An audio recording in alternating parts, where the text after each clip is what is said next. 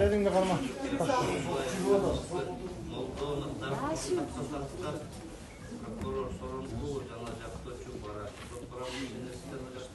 İşiniz hurmatlı судебный коллеги.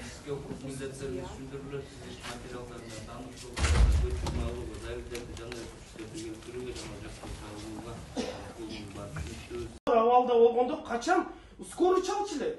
Рухсат берип койгула, ушуну алып чыксамбы, же алып чыкпасамбы? Бул 103. Эми ушундай деңгээлге жеттикпи биз? 103төр келип, рухсат сураш керек бирөөдөн. Чыгарсак болобу, чыгарсак болбойт деп. Адамдын жашоосу, бетин караңыздар. 2 ай мурун кандай отурду эле, азыр кандай бозоруп отурат. Эртең Кудай сактасын, же соолук берсин Перизат Юлдашевна. Бирок ушул жерден кетсе ким жооп берет? Biz ошол үй камааны канча айдан бери сурап атабыз. Хотя бы следствие, урматтуу судебный коллеги, законно болгондо, мына мындай чакырып атабыз, өткөзүп атабыз.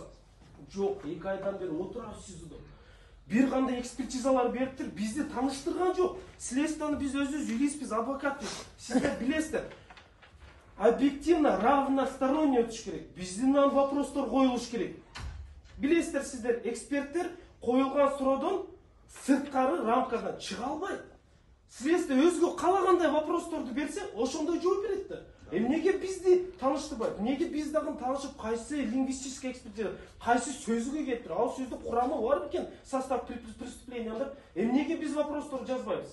Камагандан кийин сиздердин городской соттун алдында адвокаттар ошондой сүйлөбөйсүн деп баарыны чакырып тааныштырып баштады. Adamlar var, kızlar var mı söyledin? Adamın var mı? Balan var mı sen? Kızın var mı? Layım kızın uçunda olup kalsın. Kızın uçunda olup kalsın. Kızın uçunda olup kalsın. Akçaç kişi gelsin ya. Uyangarsın mı? Karaçı göğdesin Karaçı. Карасаңыздар, бул жерде Сурана Перизат Юлдашалиевнанын менин подзащитныйнын мнениясы угулган жок. Уккан жок. Биз сүйлөгөндөн кийин прокурор айтып бүткөндөн кийин сөзүнү. Менин подзащитный Сурана Перизат Юлдашалиевнанын сөзүнү уккан жок. Мнениясын сураш керек. Көрдүңүздөрбү? Турган жок, сураган жок. Анан менин репликам бар. Угуп коюңуздар десек, процессти бул эмне деген процессти бат-бат бүтүрүш керек. Ошол эле. Бул менен эле. Canım kızım, kızın vardır, kızın vardır. Layım kızın uçunda olup kalsın. Layım kızın uçunda olup kalsın senin daha. Enenin yüreğini aşağıdan. Gözümden yaş uzatmasın sizlerden. Gözümden yaş uzatmasın. Layım kızın da olup kalsın. Kudağa var. Kudağa koydum ben. Kudağa koydum. Kudağa koydum ben.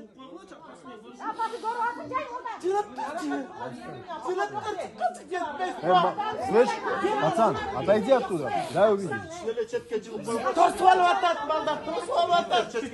Ты самый главный.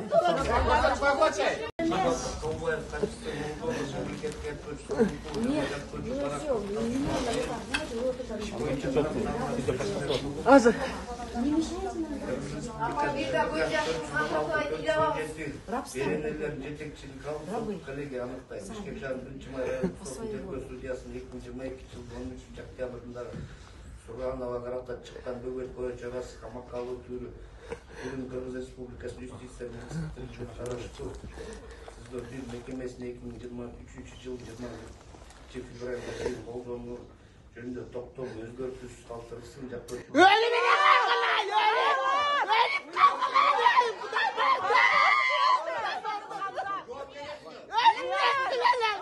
Kuday vursun! Gözümden yaşı vursun sizlerdi! Kuday vursun sizlerdi! Gözümden yaşı vursun! Kuday vardır! Öldürene kavgalar! Öldürene kavgalar ne? Elinde mine olmasın abi, cennete mine olmasın.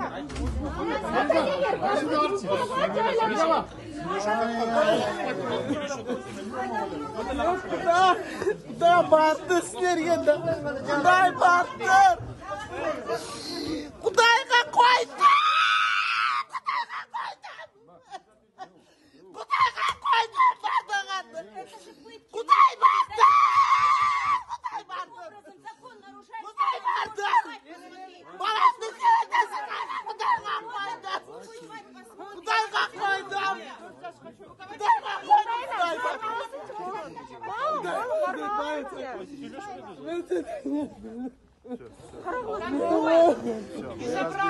Разберемся.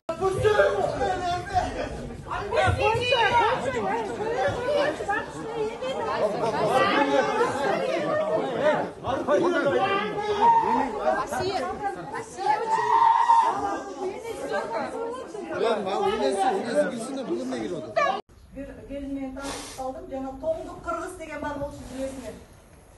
Facebook башка социалдык тармактарда мындай өзүнүн оюн ачык жазып чыккан Дарина Камбарова деген аял экен. Анын дагы бул чарасы каралып атат.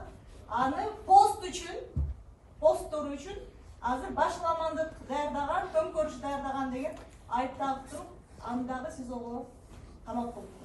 Ошол Дарина Камбарованын тагдырынан дагы ужас. Ужас. Урматсыздык коллегия.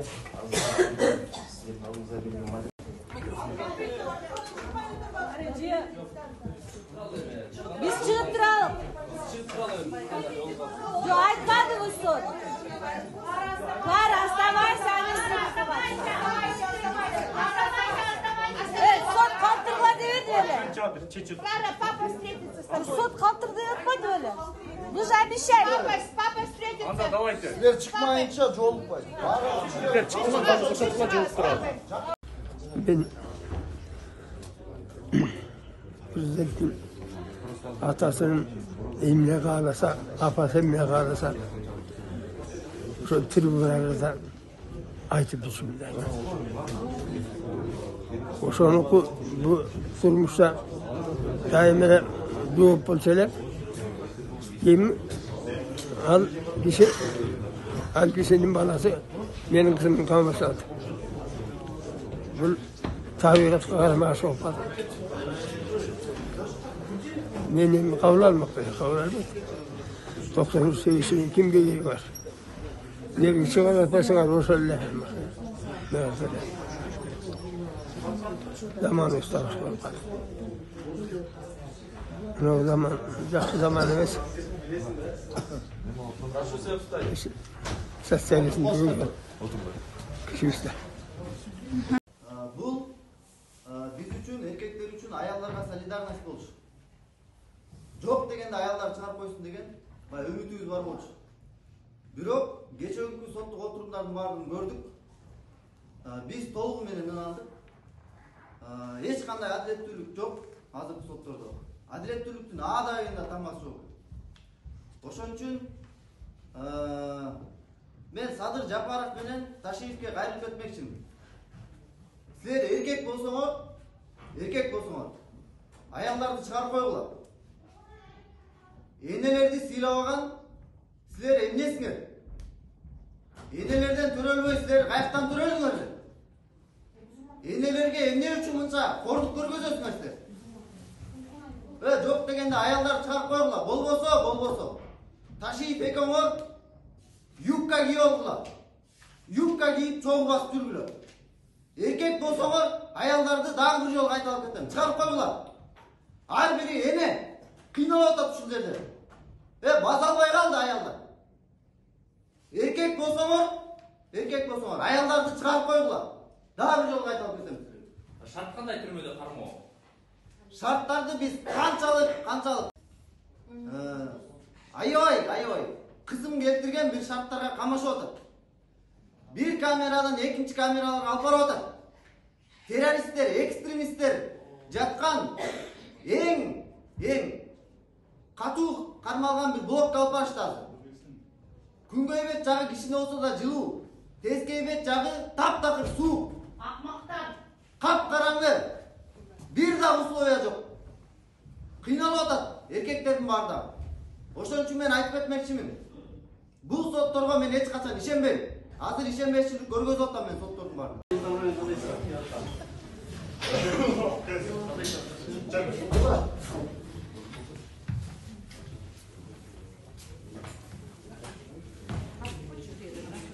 Барыңыздарга рахмат. Сөз берип колдоп отуруңуздар. Кандай жакшысыңарбы?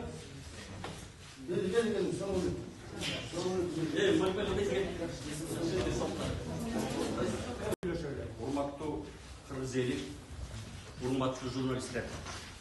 Садыр Жапаров баштаган бийлик бизге саясий куугунтук кылып, Кыргыз Республикасынын конституциясын, мыйзамдарын одоно бузуу менен түздөн түз буйрук берип, биздин үстүбүзгө жасалма кылмыш ишин козгоп, мыйзамсыз кармап отурат. Урматтуу кыргыз элим, бул жерде барыңыздар билесиздер, бүгүнкү күндө конституция иштебейт, мыйзамдар иштебейт. Бүгүнкү күндө түшүнүк менен жашап атабыз. Орусча айтканда по понятиям. Урматтуу журналисттер, кыргызда жакшы сөз бар. Калк айтса калп айтпайт дегендей. Мага жеткен такталбаган маалыматтар боюнча биздин үстүбүзгө жасалма козголгон кылмыш иштин токтомун президенттин администрациясындагы үлкөн чоң чиновник юрист жазып бериптир. Ал убагында дагы эки качып кеткен президентке, экс-президентке аларга каалагандай конституцияны жазып берип атып, аларга мыйзамсыз иштерге түртүп атып, туура эмес маалыматтарды берип атып, мына аягы эмне менен бүттү? Эки революция менен бүттү. Урматтуу журналисттер, урматтуу элим, угуп койгула. Ошол чиновник буга келгенде сөзсүз жооп берет. Мына 2 айдан бери бизге бир дагы далил таба албай, айлалары кетип, эмне кыларын билбей, эми СИЗО менен бизди кыйнап отурат. Мен Садыр Жапаровго кайрылам. Садыр Жапаров, мен сенден коркпоймун. Мен чыдаймын. Мен отурамын. Жанагы чиновник эл билет. Мен айтып берейин айгына чейин. Анан айтарым дегеним, айласы кетип мына 23 декабрда баарыбызды башка камерага отурду. СИЗО курорт эмес. СИЗО курорт эмес. Бирок бизди отурулган камераларга адам эмес, ит бир күнгө чыдабайт. Урматтуу журналисттер, ит чыдабайт бир күнгө. Бизди ошол жерден өлтүрөлү, жок кылалы деп атат. Эгер эле бизди өлтүрүп жок кылса, ушу мамлекет оңолуп кетсе, биз макулбуз. Ошого. Бул эмне деген уяк жоктук, эмне деген бул акмакчылык. Агайын туугандар. Ошо Садыр Жапаров СИЗОнун ичинде кайсы камера кандай экенин 5 колдой билет. Мына ошон үчүн бизге түздөн түз буйрук берип, ошондой камераларга каматып отурат Садыр Жапаров. Ачык айтып коеюн, Садыр Жапаров мен Кудайга койдум. Мен ушунчалык бийлик надандык кылып, пастык кылып, ушундай пастыкка түшөт деп эч качан ойлогон эмесмин. Бирок аябай надандыкка, пастыкка түштү бүгүнкү күндө. Агайын туугандар, ушуну элге туура жеткизиңиздер. Өтө пастыкка түштү. Биз кыргыз жери, кыргыз суусу деп отурдум. А бул бийлик коррупционерлердин акчасын баарын алып, миллион долларларын чыгарып аткан 1-2 ай эмне калп экен. Бүгүнкү күндө чоң бизнесмендер жазабыз деген арыздарын даярдап отурушат. Көрөсүздөр, убагы келгенде менин сөзүмдү угасыздар. Ошондо жазышат. Мен ачык айтып коеюн. Убагы келгенде бизди мыйзамсыз камадыбы? Бизди мыйзамсыз камаганда биз мыйзам чегинде барын камап калабыз. Соттордун баарын ачык өткөзөбүз. Эмне үчүн элдин астында жооп берет. Бумеранг мыйзам эч ким жокко чыгарган эмес. Десеңиз кандай ачкачылык кандай болду? Аз мен айтып коеюн. Жокко чыгарган эмес. Тарых кайталанат. Агайын туугандар. Ушул жерден пайдаланып, урматтуу кыргыз элим, урматтуу кыргызстандыктар, урматтуу мени сыйлап ушул жерден мени колдоп келгендер, баарыңыздар сиздерди келе жаткан, кирип келген жаңы жылыңыздар менен куттуктайм. Үй бүлөңүздөр менен ден соолукта аман болуңуздар. Кыргызстаныбызда тынчтык болуп, эл журтубуз аман болсун. Бир болсок, күчтүү болобуз. Рахмат сиздерге.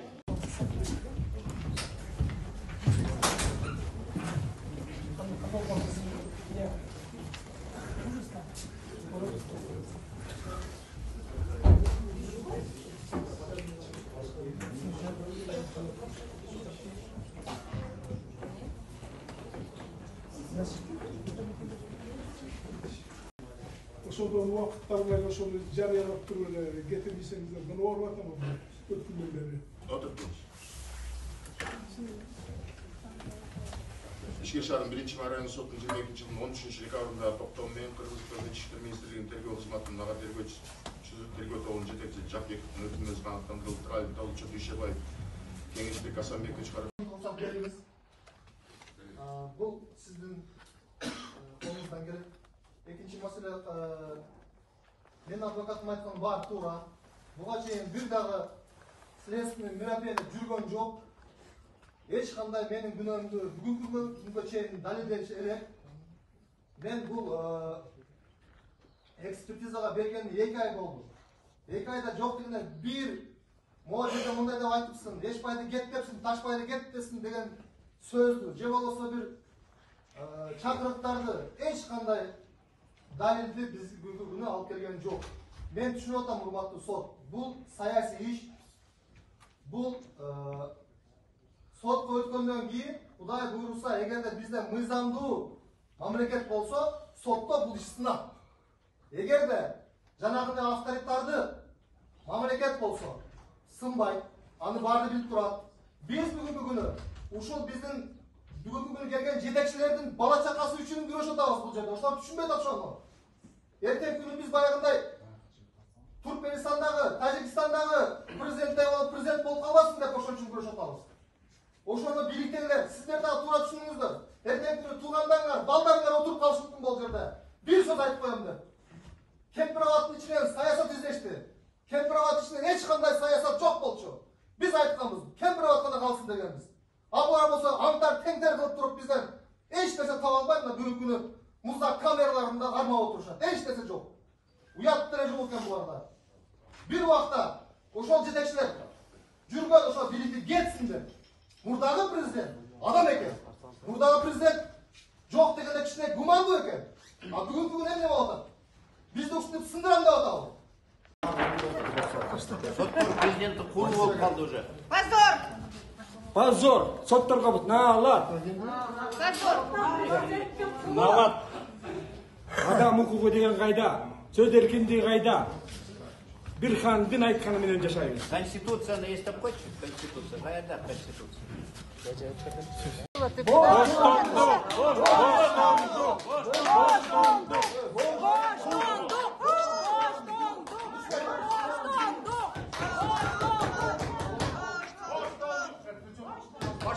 Башка зал керек.